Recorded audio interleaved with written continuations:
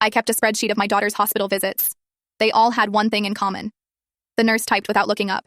Allergic reaction? I nodded. Who was watching her? My mouth went dry. Her grandmother. She paused. Her fingers hovered over the keyboard for maybe 2 seconds. Then she typed something, didn't say it out loud. Different nurse from last time, but I recognized the look.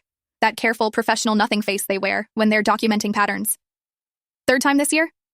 It wasn't a question. Sophie lay on the gurney behind us, breathing shallow but steady. We'd made it in time. The EpiPen worked.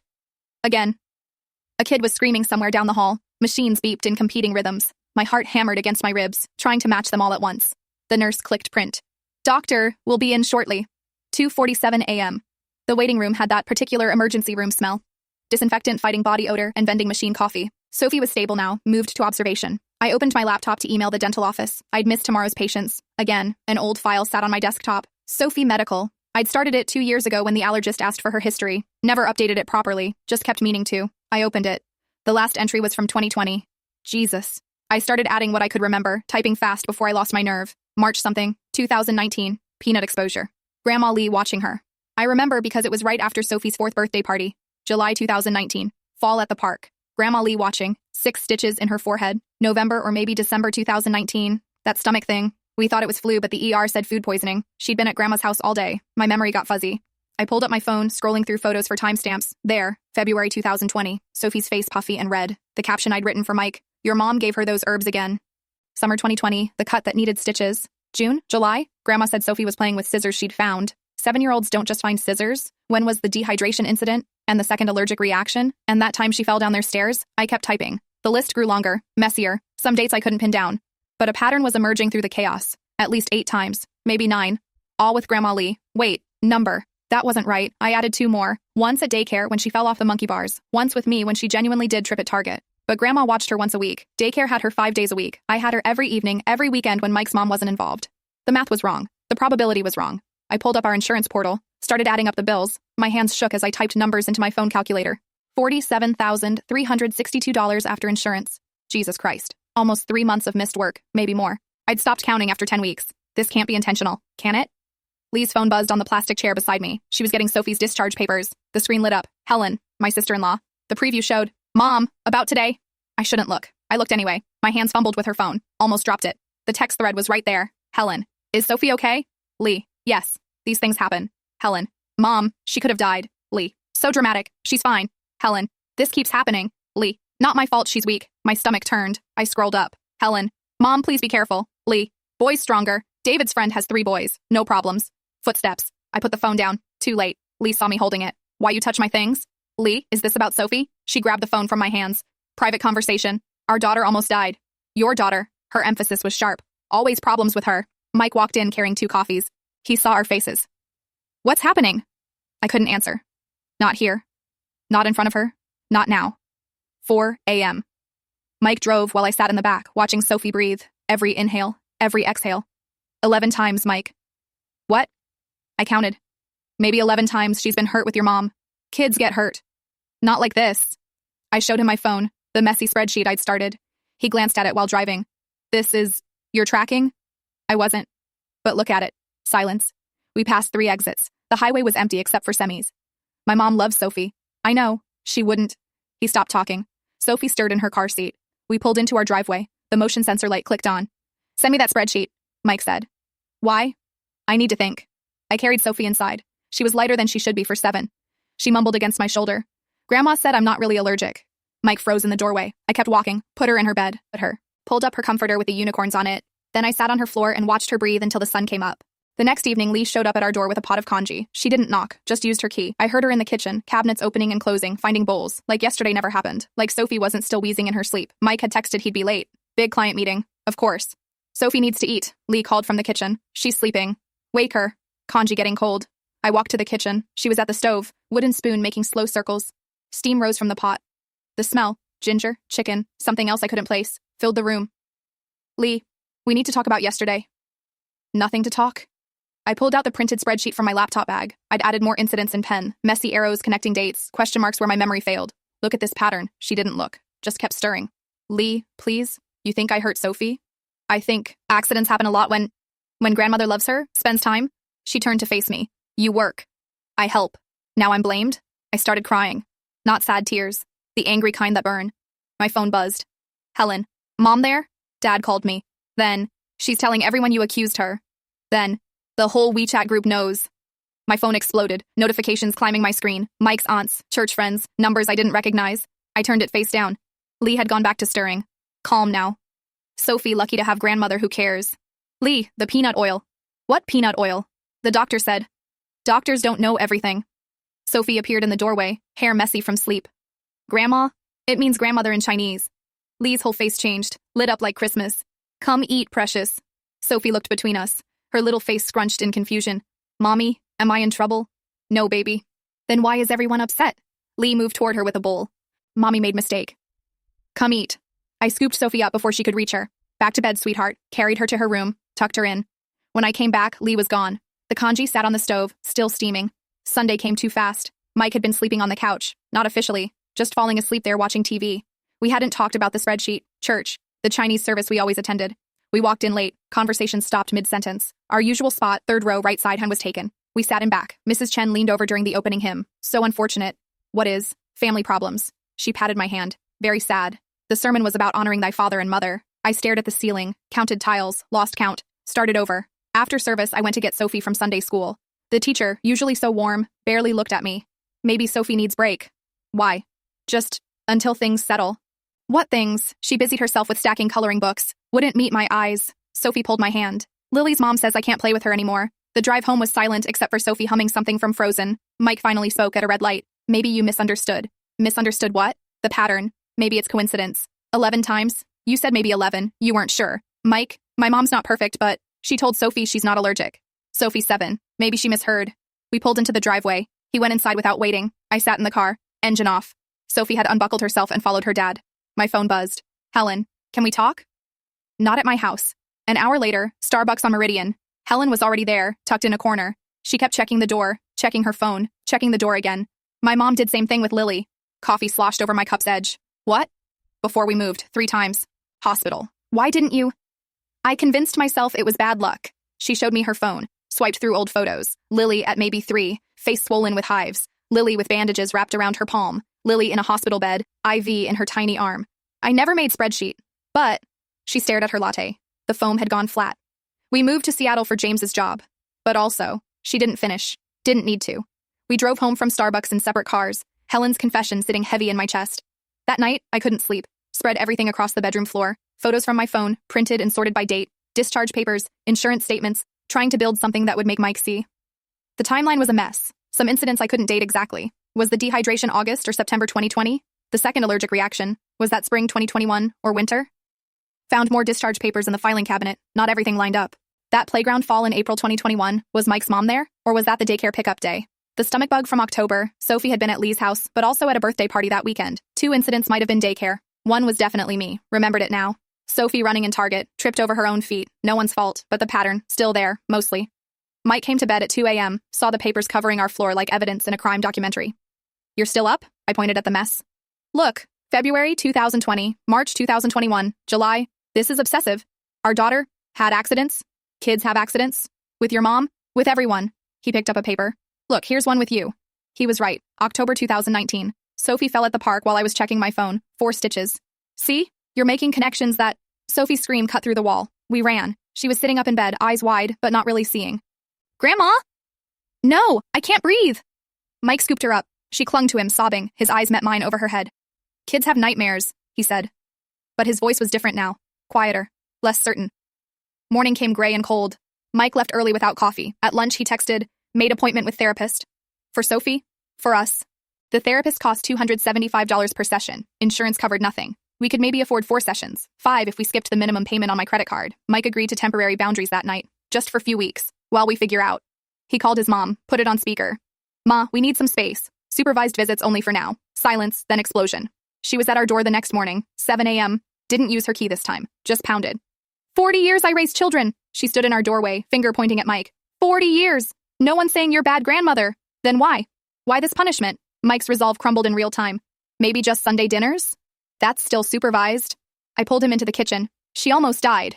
But she didn't. This time. We could hear Lee crying in the living room, loud, shaking sobs, real tears or performance. With her, I could never tell anymore. Sophie appeared on the stairs, clutching her stuffed rabbit. Is Grandma sick? No, baby. Then why crying? How do you explain this to a 7-year-old? Your grandmother might be hurting you, but we're not sure and half the family thinks I'm crazy? Adults sometimes disagree. About me? No, not about you. The lie burned my throat. It was all about her, every single bit. Lee left eventually, but not before telling Sophie that Mommy was being mean, not before promising to bring special cookies next time, not before shooting me a look that said this wasn't over. Mike went to work. Sophie went to school. I sat at the kitchen table with my laptop, staring at the spreadsheet, added another column. Witnesses. Started filling it in, mostly blank. Lee was careful that way. My phone buzzed. Helen. Mom calling everyone. Says you're having breakdown. Then, Dad wants family meeting tonight. Then, I'm sorry. For what? I wanted to ask. For telling me? For not telling me sooner? For moving to Seattle and leaving me alone with this? Outside, rain started. Seattle's constant, gentle rain. I watched it streak the windows and wondered how many more hospital visits before someone believed me. Sophie's backpack sat by the door. The EpiPen pocket bulged slightly. I checked it twice a day now, sometimes 3 times. Maybe I was obsessive. Maybe I was having a breakdown. But Sophie hadn't been to the hospital in 2 weeks. That was something. That was everything. 2 weeks of supervised visits had actually been working until Thursday. My work phone rang during a routine cleaning. School number. My hygienist took over mid-scrape. Mrs. Chen, please come. There's a situation. Is Sophie hurt? Please just come. Racing there. Every red light lasted forever. Construction on 45th. School zone meant 20 miles per hour while my daughter needed me. Principal's office. Lee sat there, purse in her lap, looking small and offended. What happened? Mrs. Lee came for lunch. She's not authorized. She's on the emergency contact list. Fuck. I'd forgotten to update it. 3 years of her name sitting there. Where's Sophie? Nurse's office. She had a reaction. Minor. We gave Benadryl. I ran. Sophie was on the narrow bed, eyes half closed from the medication. Hi, Mommy. What happened, baby? Grandma brought special cookies. What kind? Don't know. Tasted funny. Like, nutty.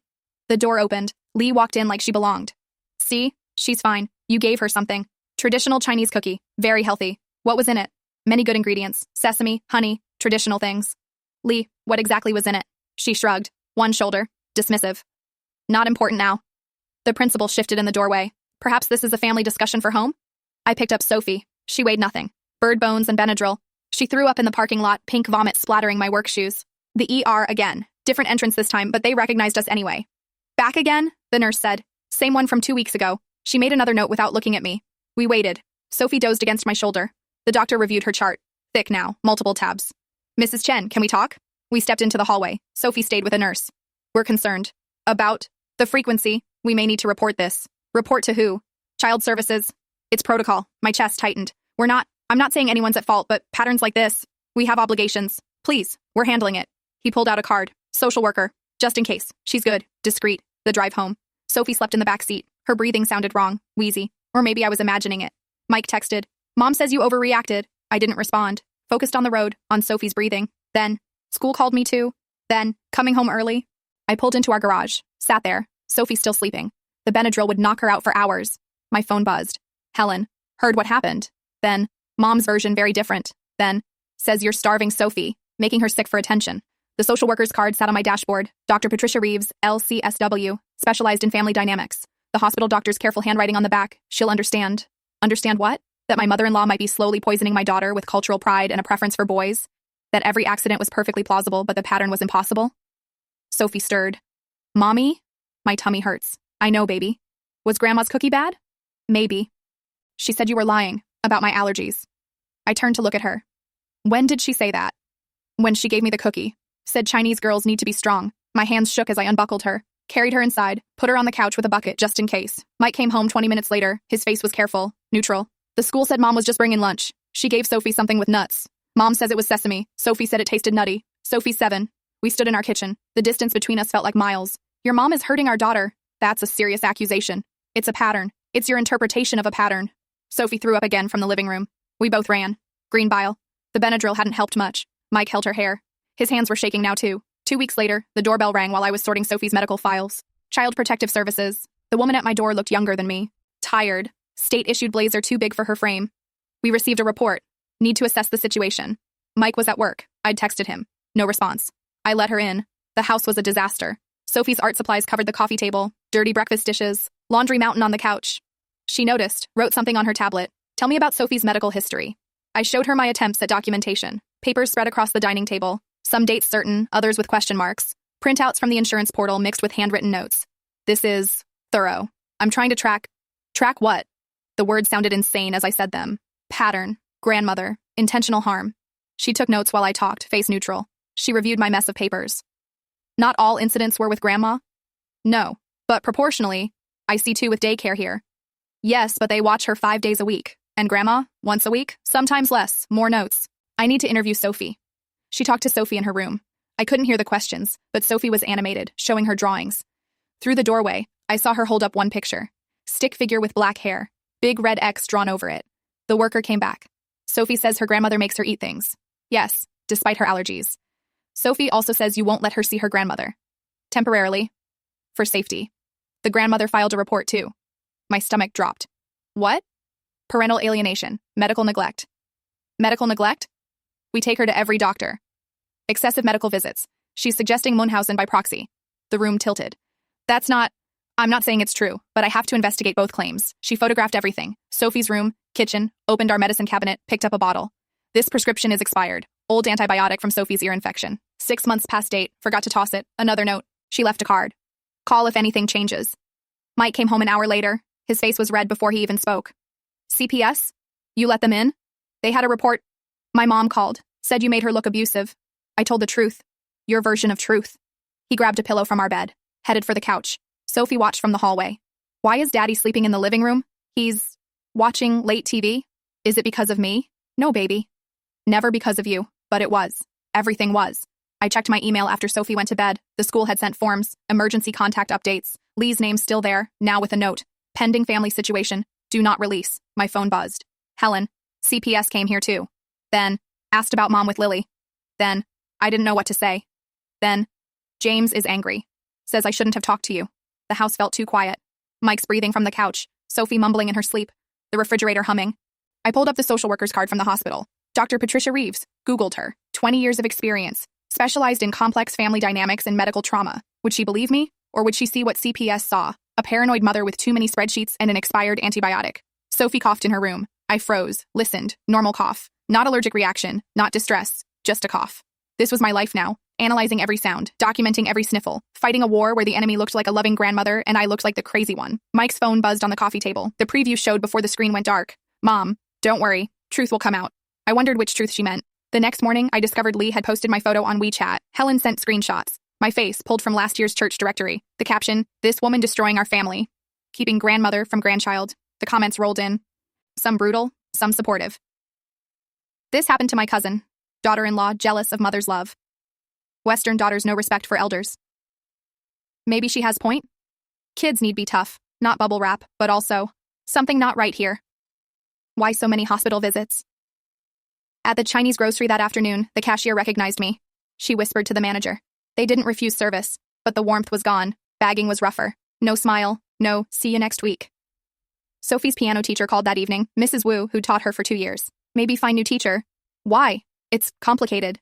Mrs. Wu, please. 3 families already pulled their children. I can't lose more students. Mike's work got hit next. Chinese clients started canceling. Not all, but enough. His biggest account, Mr. Zhao, sent a polite email about taking business in a different direction. That's 20% of my commission, Mike said, staring at his laptop. Maybe 30. We couldn't pay the credit cards in full that month. Minimum payments only. The interest would compound. Helen called while I was making dinner. Mom's staying with us. Why?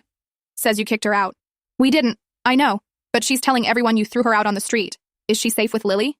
The pause stretched too long. James supervises. Helen, I can't do this again, her voice cracked. Last time almost broke us. She hung up. I found Sophie in her room, coloring too quietly, pressing the crayons too hard. You okay, baby? Kids at school say I'm bad. Why? Because I made grandmother sad. Emma's mom told her mom. I held her. She felt smaller. Or maybe I just felt helpless. 3 weeks later, we tried mediation. Couldn't afford a lawyer. The church offered free mediation services. The mediator was Mrs. Tan, retired teacher, spoke Mandarin, seemed neutral. Lee brought reinforcements. FIL, silent as always. Mrs. Zhang, her friend from the community center, as a witness. We brought Helen. She'd driven up from Seattle, reluctantly. James stayed home with Lily. Mrs. Tan reviewed the concerns, asked Lee to speak first. 20 minutes of Lee's version. How I was destroying the family, how Western influence was corrupting Sophie, how I was denying a grandmother's love. Tears at strategic moments. My turn. I showed my documentation. Messy, incomplete, but concerning. Lee exploded. Accidents! All accidents! Children have accidents! Mrs. Tan studied the papers. Mrs. Lee, 11 incidents. Maybe 11. She not sure. Look, she has question marks. True, I couldn't argue with that. Helen spoke up, voice barely audible. Mom, Lily too. 3 times. Lee turned on her daughter. Rapid Mandarin. I caught a few words. Ungrateful. Betrayal. Helen seemed to shrink in her chair. FIL moved. First time all meeting. Enough. 1 word. Lee stopped mid-sentence. Sophie needs be safe, he said. Lee stood. You all against me. 40 years marriage and you take her side? Mrs. Tan raised her hand. Perhaps a compromise. Supervised visits. 3 months. Then reassess. No. Lee grabbed her purse. All or nothing. I'm grandmother. I have rights. She left. FIL followed slowly. At the door, he turned back, made eye contact with me, nodded once, then gone. Mrs. Tan gathered her papers. I'll write a report. Might help with CPS. Will it? She shrugged. Sometimes. Helen drove back to Seattle that night. At her car, she hugged me. I'm sorry, she whispered, for leaving you alone with this. You had to protect Lily. I ran away. You're fighting. I don't feel like I'm winning. Sophie hasn't been to the hospital in 5 weeks. I hadn't counted it that way. 5 weeks, longest stretch in 2 years. That night, Mike and I talked. Really talked. First time since CPS. The mediator saw it, he said. The pattern. Your dad saw it too. He won't say it out loud. But yeah. What do we do? I don't know. He looked exhausted. Older. But Sophie's safer now than she was. It wasn't victory. Wasn't resolution. But our daughter was breathing easy in the next room, 5 weeks hospital free. For now, that had to be enough. The CPS letter came on a Tuesday, 2 weeks after mediation failed. Insufficient evidence of abuse. Both investigations closed. They'd found nothing actionable on either side. Their recommendations read like a wish list we couldn't afford. Family therapy, supervised visits, continued medical consultation. The allergist, Dr. Patterson, sent his own letter. Wouldn't use the word abuse, liability issues, but wrote, pattern concerning but not conclusive. Unusual frequency of reactions during specific care situations. It was something. Not enough, but something. Sophie hadn't been to the hospital in 2 months, then 3, then 4. No mysterious reactions. No falls. No accidents. She was gaining weight. Finally hit the 25th percentile on the growth chart. Her teacher mentioned she seemed less anxious, participating more. But it wasn't some magical transformation. She still had nightmares, still asked about Lee.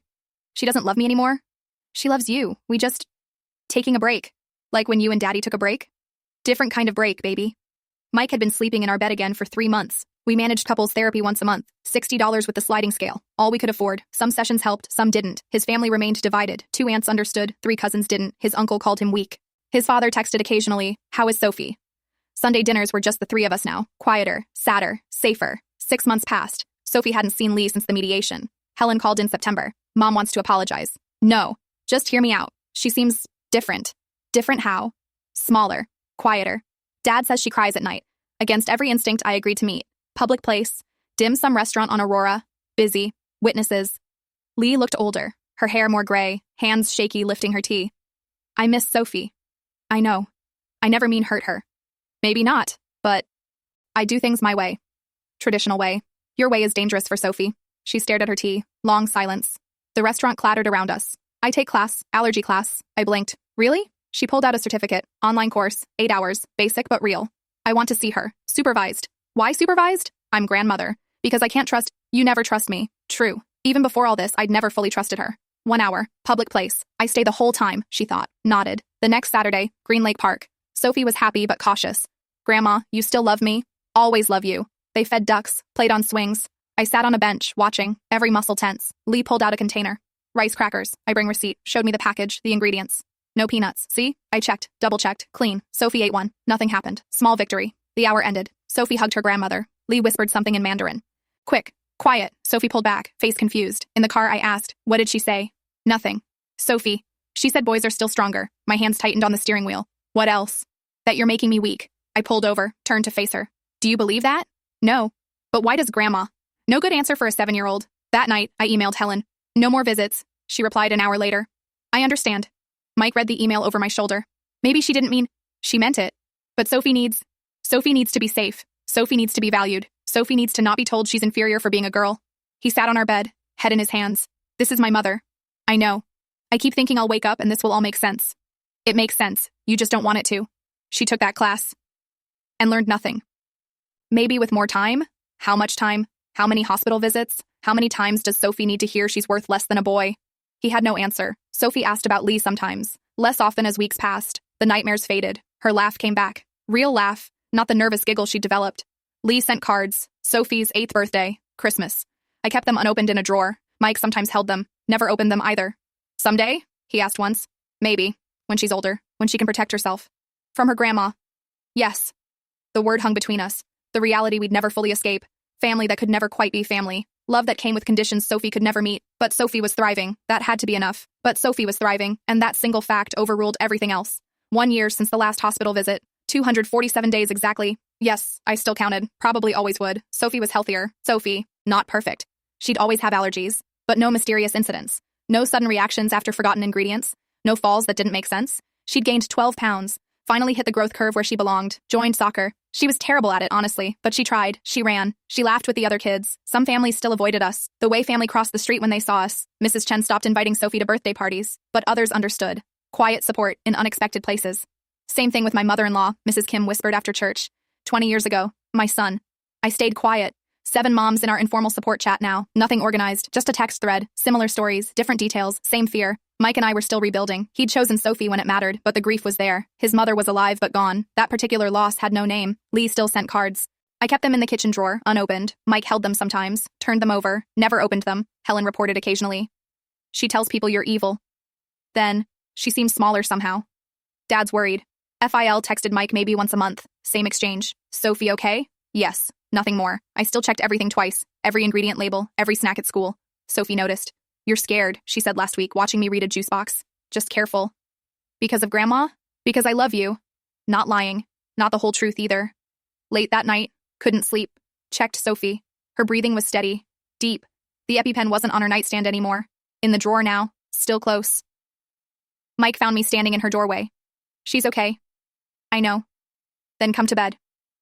5 more minutes. He understood. Left me there. My phone buzzed. Unknown number. Another mom from the support chat. Mill gave son shellfish today. Hospital? Yes, he's okay, but document everything. Did that help you? I thought about our mediator, the CPS investigation, the spreadsheets. Not really. But do it anyway. Does it get easier? I looked at Sophie, her face peaceful. No, different, but not easier. I'm scared. Good, use that. How? Trust yourself, even when everyone says you're crazy. Are we crazy? Maybe. But our kids are alive.